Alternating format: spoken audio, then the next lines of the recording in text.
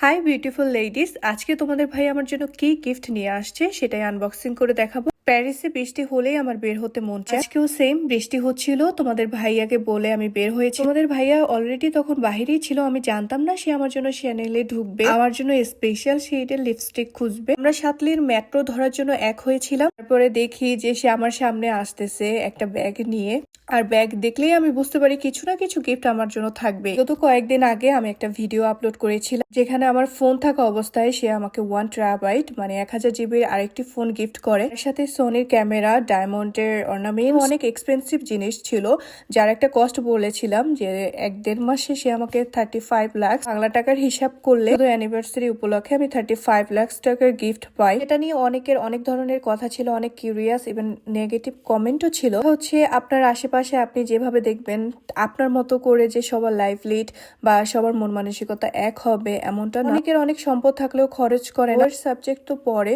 অনেকে চায় তার সর্বোচ্চ দিয়ে ভালোবাসার মানুষকে হ্যাপি রাখতে। যেমন আমি কিন্তু আমার হাজবেন্ডকে এসবের কোনো কিছুই আনতে বলি না, তার সবসময় গোলটাই হচ্ছে এরকম আমাকে কিছু না কিছু স্পেশাল গিফট দেওয়া। সে জানে আমি কি ক্যাটাগরি, সেইটা একটু বেশি পছন্দ করি। শ্যানেল আর ডিওরের লিপস্টিক সে আমার জন্য একা একাই কিনে নিয়ে আসে। আজকে শ্যানেলের স্টোরে গিয়ে যে স্টাফ ছিল আমার ছবি দেখিয়ে চায়না ভাষায় এক্সপ্লেন করে দিয়েছে।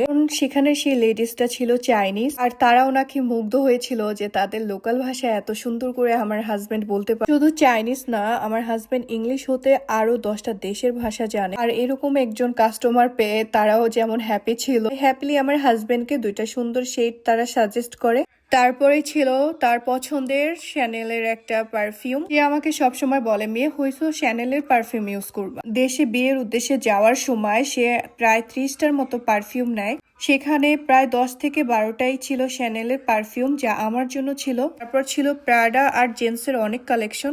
যাই হোক, টুকুর টুকুর করে তোমাদের একটু গল্প শুনিয়ে দিলাম। আসলে আমি যেরকম জল্পনা কল্পনা করে তোমাদেরকে বলি, আমার হাজবেন্ড কিন্তু আমাকে কোনো কিছু গিফট দেওয়াতে এত জল্পনা কল্পনা চিন্তা করে না। আর কথা হচ্ছে আমার বউকে যদি আমি ভালোই না রাখতে পারি, ইনকাম করি মাঝে মধ্যে যদি বউকে ভালো কিছু গিফটই না দিতে পারি তাহলে সেই ইনকামের আমার কোনো মানে হয় না। আজকে আমি আমার বউকে যেভাবে মূল্য দেই বা ভালোবেসে মাঝে মধ্যে গিফট করি, আমি চাই ইন ফিউচার আমার বাচ্চা কাচ্চারাও যেন তারা তাদের বউকে এভাবেই ভালো রাখে। সো প্রোডাক্টগুলো তোমাদের কাছে কেমন লাগলো একটু কমেন্টে জানাবে। আর সবাই ভালো থাকবে, সবার মনের আশা আল্লাহ পূরণ করুক। আল্লাহ হাফেজ।